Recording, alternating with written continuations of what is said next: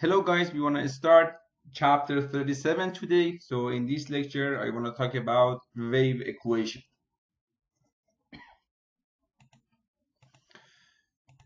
In fact, in wave equation, we want to find displacement of one string, which is fixed between 2 points. So we consider we have a string of length L and it's stretched between 2 points on the x-axis. So let's assume here we have x-axis. Start from 0, this point, to L. So, and we assume that u of x and t denote the vertical displacement of any point on the string measured from the x-axis. For example, at this point, you can see u of x and t represent the displacement of this point, the vertical displacement of this point from x-axis. So in the wave equation, you want to find u of x and t, but in order to derive the equation of wave, so we have to consider some assumptions. In this lecture, we don't want to talk about derivation of equation. I just want to talk about the assumptions.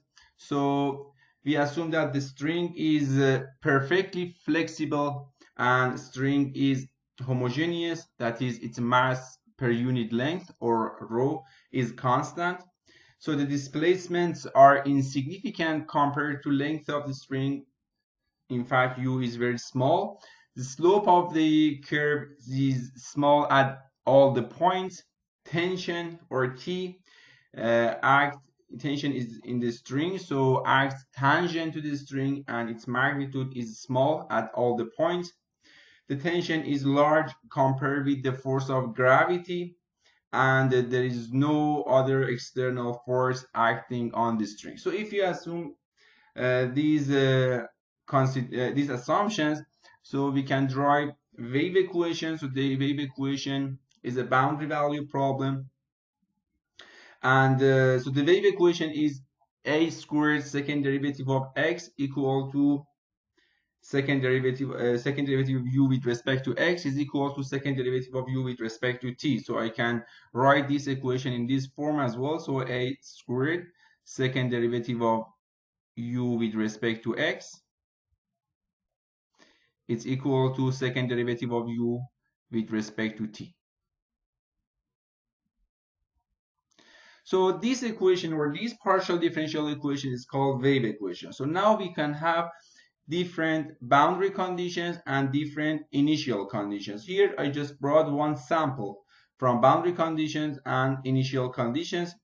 So we assume that u of 0 and t is equal to 0. So in fact, displacement at x equal to 0 is equal to 0 all the time. It makes sense because we assume that we have a fixed string. As a result, at this point, displacement is equal to 0. At L, displacement all the time is equal to 0. It's for boundary condition, and for initial condition, we assume that u of x and 0 is equal to fx. For example, at t equal to 0, if our string is like this, it has this profile, so we can say that it's equal to fx. And the second initial condition is about derivative of u with respect to t, or velocity of the string at t equal to 0. So we can represent it with one general function like gx. So in partial differential equation, we have a squared. So a squared is equal to t divided by rho. T, we said here, so it's tension in this string, and rho, we talk about it here. So we said it's mass per unit length of the string. So it's a wave equation, boundary value problem, and in the next lecture we're going to solve this boundary value problem using separation of variables.